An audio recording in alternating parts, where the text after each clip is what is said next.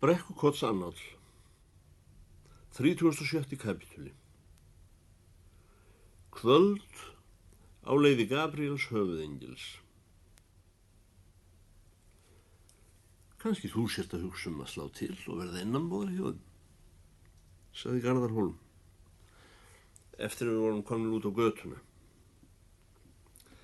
Hann sat ekki lengi eftir að hann hafði haldið þakkarræðu sína og bar því við sér til afsökunar að hann hefði lofað konungsráðherra að koma við hjá honum.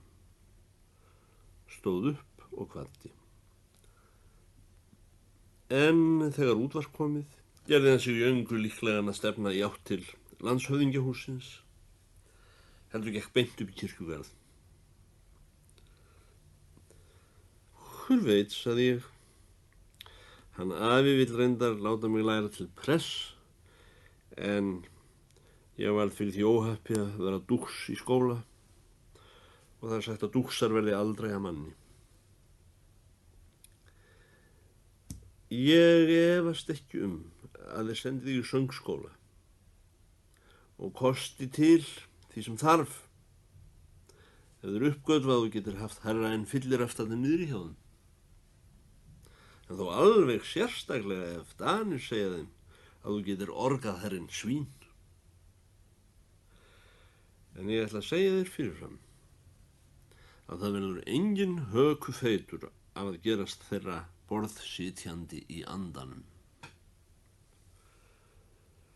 Jólaleytið myndu sjást fara inn í hliðargötu í útlendri borg og tína saman þá koparpeninga sem kynnuð að leynast í vösum þín og rekna saman hvort þú eigir fyrir kaffibolla í einhverju smugu þar sem ef til vill er kynntur ofn.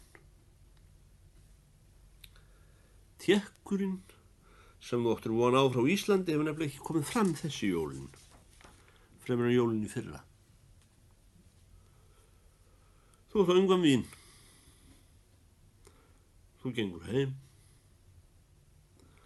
Þú vefur að þér snjáðu dulunni sem fylgir þessu leigurúmi og bætir frakka tötrinu þínu oná í vonum að fá úr þér jólarhrollin.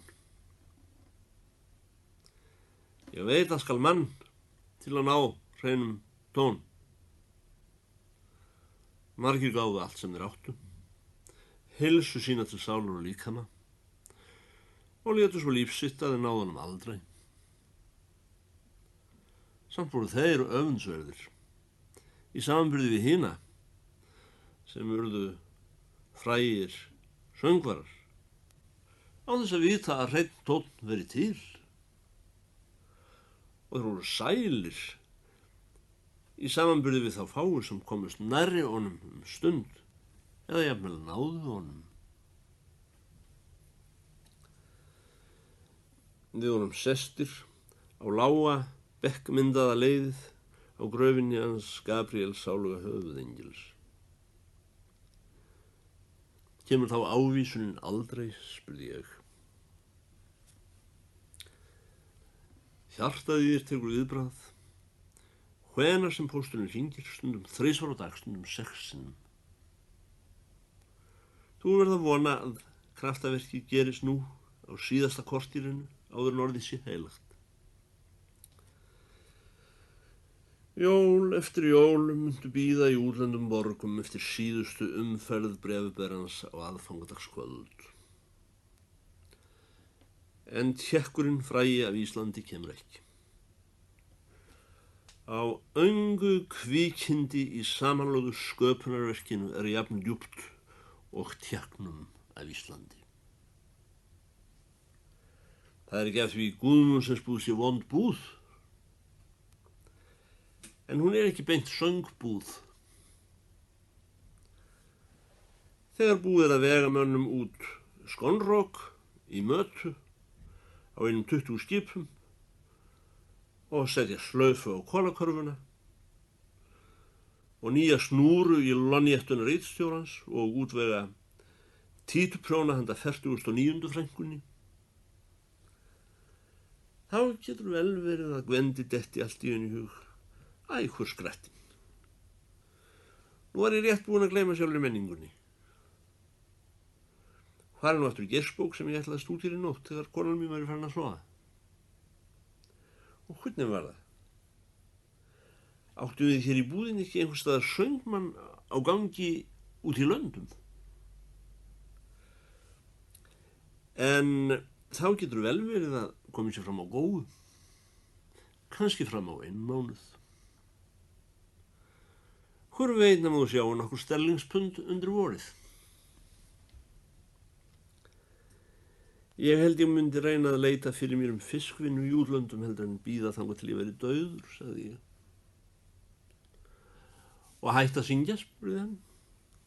Ætli það ekki, sagði ég. Að minnstakosti telur hann afi minn að blautfiskurinn komi fyrst í lífi sérhvers manns. Ef þú ert ekki reiðubúin að svelta þessi jól, eins og í fyrra, og líka næstu jól og jólin þar á eftir, og vakna loppinn með hroll í brjóstinu og jólanóttina, og finna harm allrar skepnu setjast að þér, þá er það að þið vantar strenginn. Ég er hræddur að ég sé á heimsku, sagði ég. Hvaða streng? Hann sagði, þann sem ekki gefur vald yfir himn og jörð. Heldur hvað, spurði ég. 1 tár gagnvart sköpun heimsins, svaraði söngvarinn. Við sátum stund hljóðir undir marmaramynd höfuðengilsins í síðsumarhúminu og andvarinn í rænfanginu nálgaðist logn. Síðan koma aðrir dagar, sagði Garðar. Im wunderschönen Monat Mai, als alle Knospen sprangen.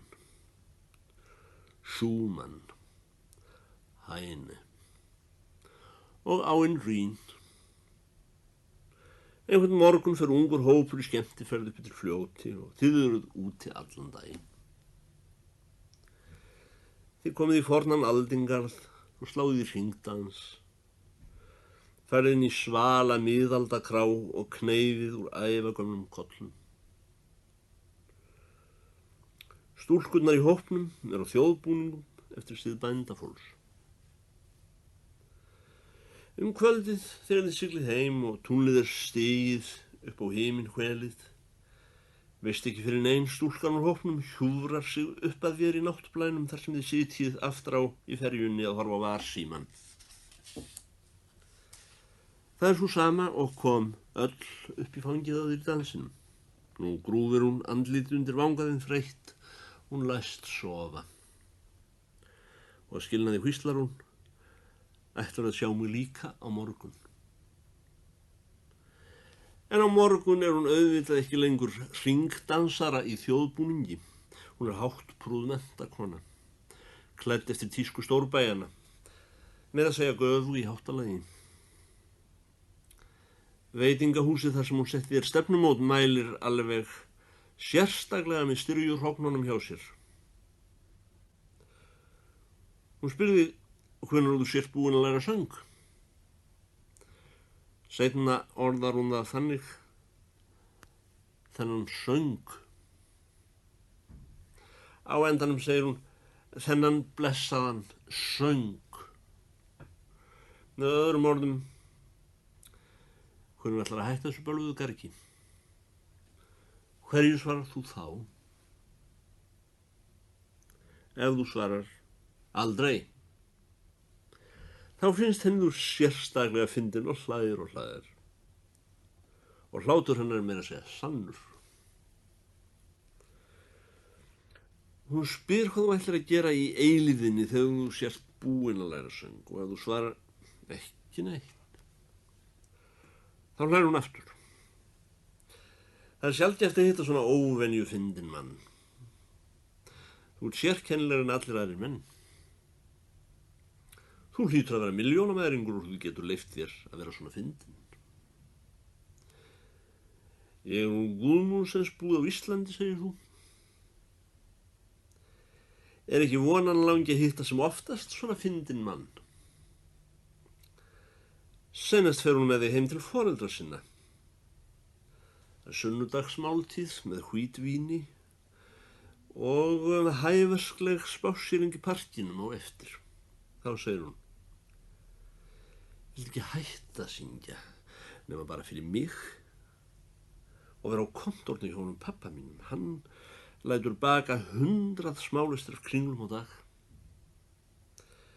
Ellega stinga 1100 svín eða voru 1800 svín.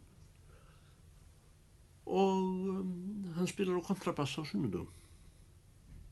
Kannski giftum við okkur. Og að árið ertu orðin yfirkontúristi hjá honum. Árið þar á eftir kannski undirforstjóri. Seinast eigum við bakaríð. Ef það er bakari. Sláturhús eða sláturhús. Þú, ég.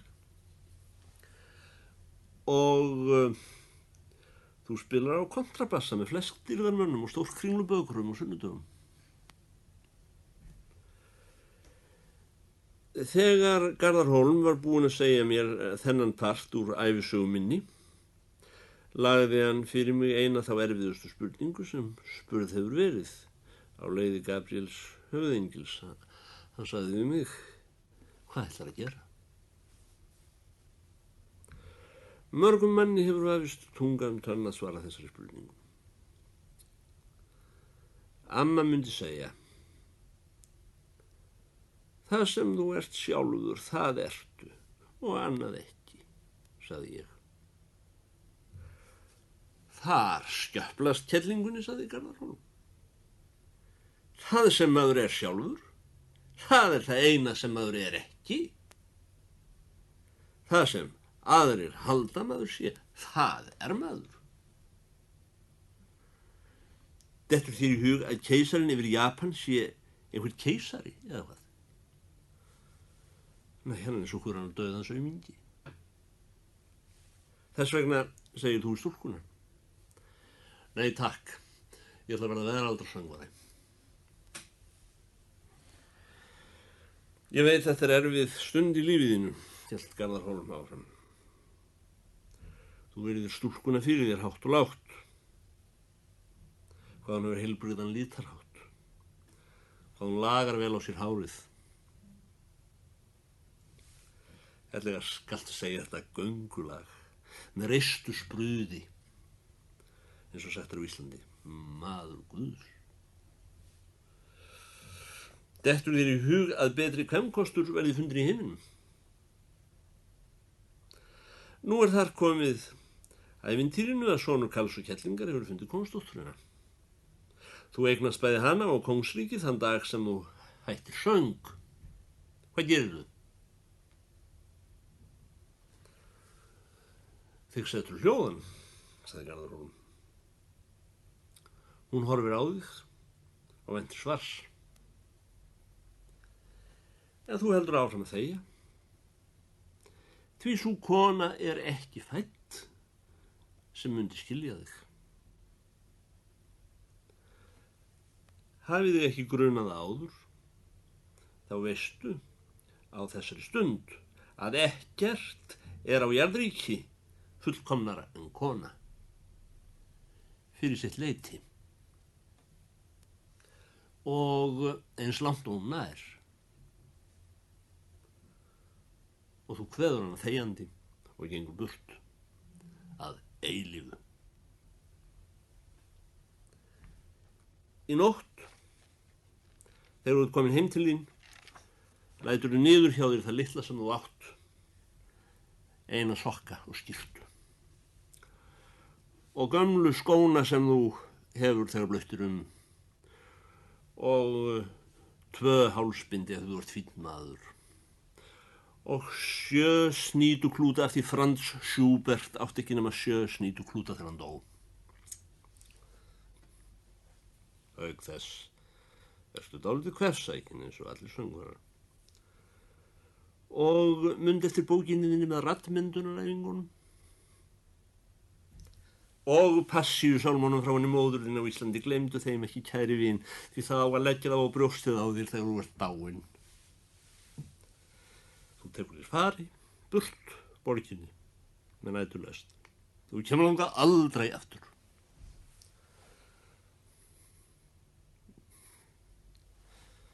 Nú var þar komið ævisögu minni að það mátti svo sem einu gilda hverju ég svaraði, en það sagði ég ekki neitt.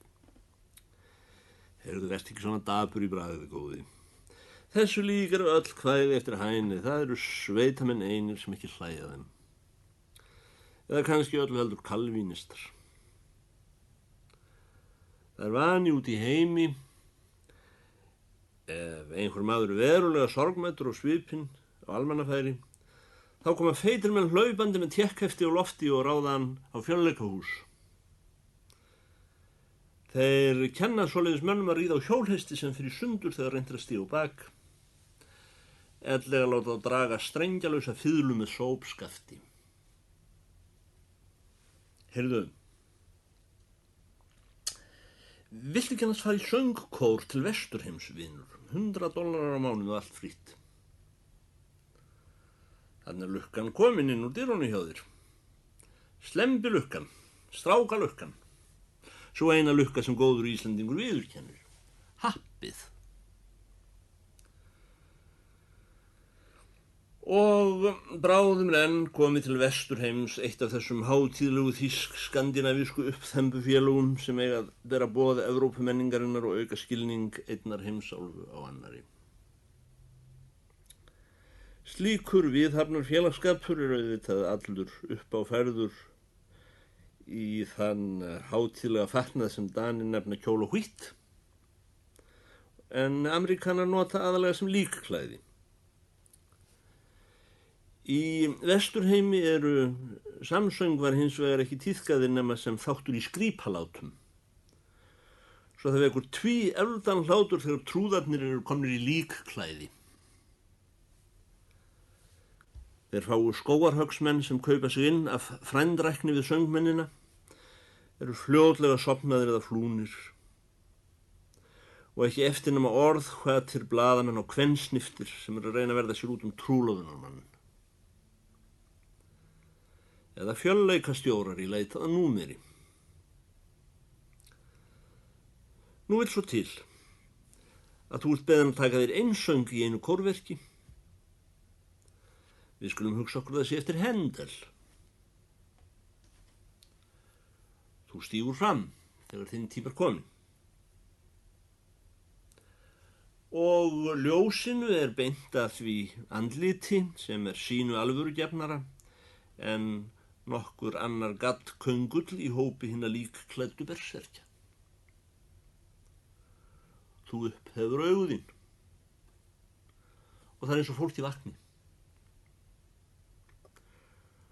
Og þegar þú lýkur sundur munni og fyrstu tónarnir eru að myndast í hálsi þér, knúðir af dýpstu æð hjartans. Nei, við sleppum því. Enginn skilur hjartað. En það er samt langt síðan sést hefur svona alvöru gefið andlit í landi þar sem vikurits brosið er líðskilda.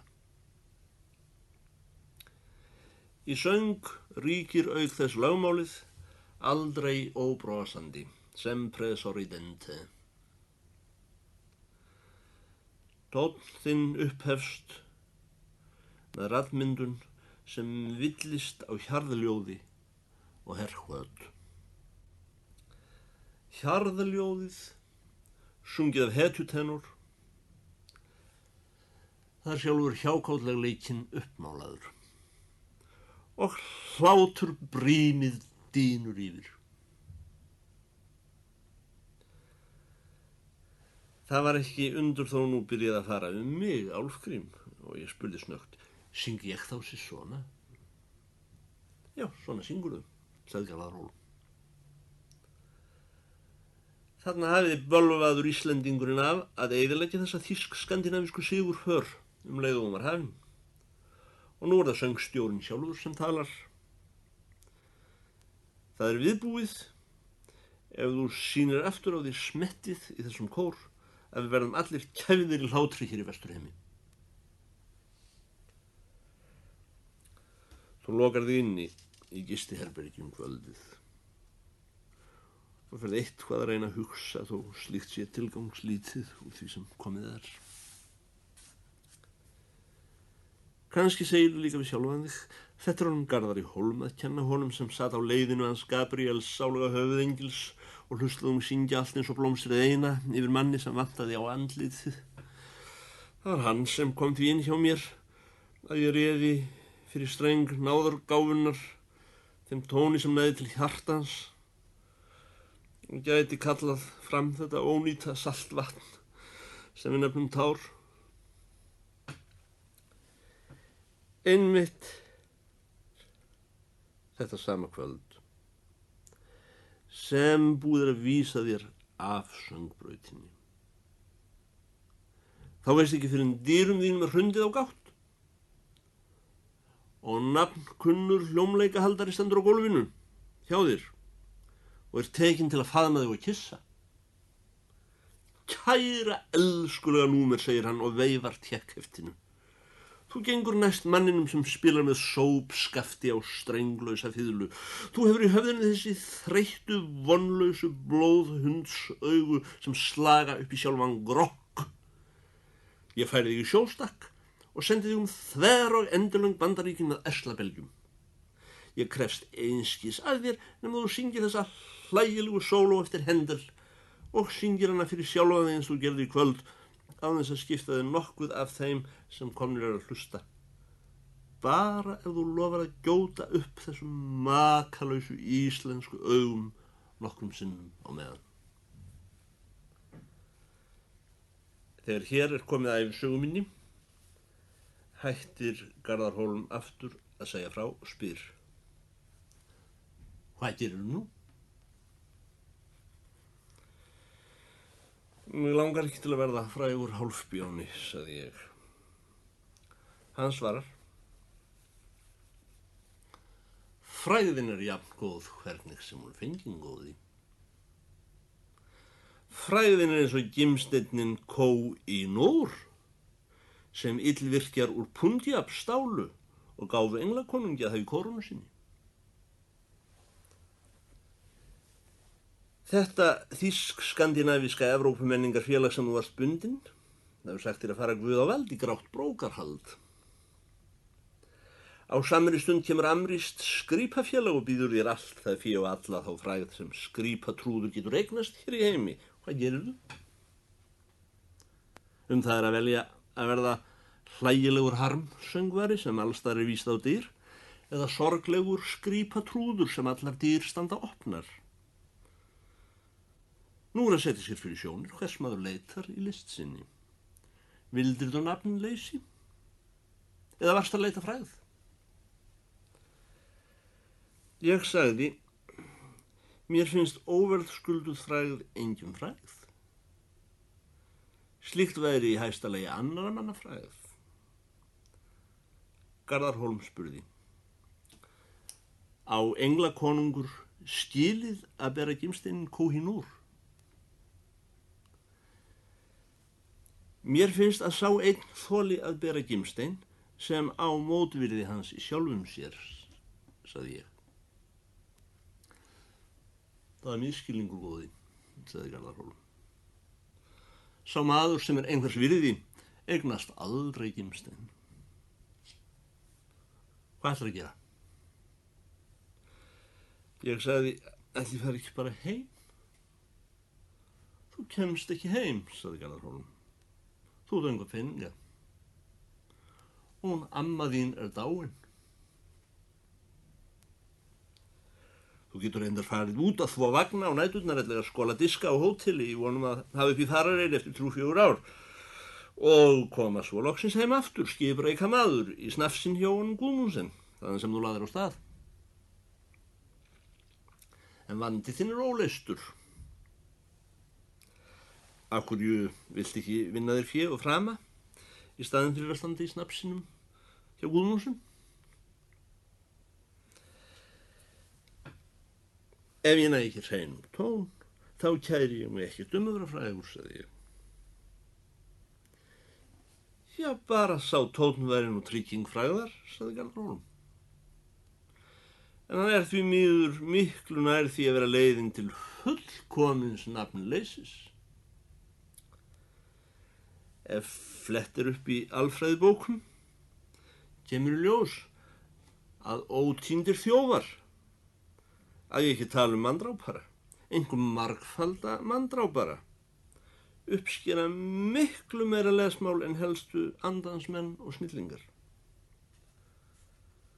Þú leggur út að afla þér fjár og frama sem söngmannsefni. Þér boðið að leggja undir því heiminn sem fíbl, kannski sem glæpamaður. Kjóstu hér og nú. Ég svaraði einhvern veginn sem svona. Flest af því sem sagt við mig fræð og þess áttar fyrir ofangarð og neðan hjá mér, þó mér þykir dálítið gaman að söng. Ég eitthvað svo bundin brekkukotspartinum. Von mín hefur lengstum verið sú að mig verða grásleppu kall. Og ég veit að þegar ég verið týraður og búin að missa sjón og heyrn ilmansmekk og tilfinning, þá sit ég einhverstaðar í horni og að hugsa því að vita Hrokkelsin og afa minn hérna á Skerjafirði útmánuðum áður en nokkur maður var komin á fætur á morgnana og hvergi sá sljóstýrnum í einu koti á Álftanes. Þú skrítin piltur, sagði Garðar og horfði á mig í síðsumardimmunni. Trúir ekki neitt, ekki að hún skapaði hlut, ekki einu sinni rakarinn í Sevilja. Hvor hann, sagði ég. Rakarinn í Sevilja, sagði Garðar Hólm. Kannast ekki við mesta rakara heimsins? Hvað kenna þeir ykkur í latínuskólanum? Eða þeir kenna ykkur ekki þann rakara sem allir aðrir rakarar fölna fyrir? Við erum því miður stutt komnir í rakaramálum, sagði ég. Fyrirgefðu hvað ég heimskur. Með leyfi, hvar rakar þessi rakari sem þú nefnir og hvern rakaran? Það annar mál, sagði Garðar Hólm. Það nefnilega meir en vafa samt að rakarinn í Sevilja hafi kunnað að raka. Að minnsta kosti fór allt út þúfur þegar hann ætlaði að fara að raka Don Bartolo í þriðja þætti, því Don Bartolo var allt í einu staðinu upp og hann að fljúast á við Almavíva greifa með sápuna framan í sér. Allt sem við vitum þennan rakara að hann reyndi með hjálp gítars að koma saman ástum ókunnugs fólks. En ef það skyldi nú sannast að Fígaró kunni ekki að raka, hafnarðu þá rakaranum í Sevilja eins og hann leggur sig, ásamt með sjálfum Rossini og allri hljómsveitinni? Ég hef hlustað á miklar rökræður rakaramálið, sem eitt stærsta mál hér á Íslandi, sagði ég, en ég hef aldrei áður heyrt að maður eigi að trú á rakara sem sannanlega kunni ekki að raka. Þú trúir þó vonandi draugasögum, sagði Garðar Hólm. Svei draugasögum, sagði ég. Já, einmitt það, sagði ég. Mér skilst þú sért yfir hrokafullur unglingur. Ögn hafinn yfir mannkynnið, ef ég mætti orða það svo. Því mannkynnið hefur tilhneigingu til að trúa draugasögum. Það þess styrkur. Ef þú skeytir ekki þessum grundvallar sannleikum mannkynnið, þá ég hræddur að geti hent sín góði. Ég held að séu öngur draugar til, sagði ég. Hann sagði: andleg verðmæti mannkynsins hafa skapast af trúni á það sem spekingar neita. Ég spurði þig áðan, hvað kýstu á krossgötum lífs þíns? Og þú svaraði mér ekki. Nú spyr ég þig. Hvernig ætlar að lifa ef þú afneitar ekki aðeins rakaranum í Sevilja, heldur líka menningargildi draugasögunar? Ég ætla að reyna að lifa eins og einhver draugur verður til, sagði ég, og skipta mér sem minnst af þessum heimsfræga rakara sem Öngvan hefur rakað. Garðar Hólm spurði: ef sannað verður með náttúrufræði eða sagnfræði eða jafnvel fyrir rétti að upprisan sé ekki nema miðlungi vel vitnisföst. Ætlar þá að hafna hámálmessunni? Viltu loka Péturskirkjunni að því það hafi komið upp úr dúrnum að hún jartekn rángra lífskoðana og myndi koma mönnum að betri notum sem hestarétt? Þvílíkt dæmalaust slys að þeir Giotto og Fra Angelico skildu hafa flækt sig í fölsku hugmyndakerfi sem málarar í staðinn fyrir að halda sér við raunsæi stefnuna. Sagan Maríu mey auðvitað eins og hverjum skreitni óráðandra manna. Og sá maður svindlari sem leyfir sér að andvarpa Pietà Signor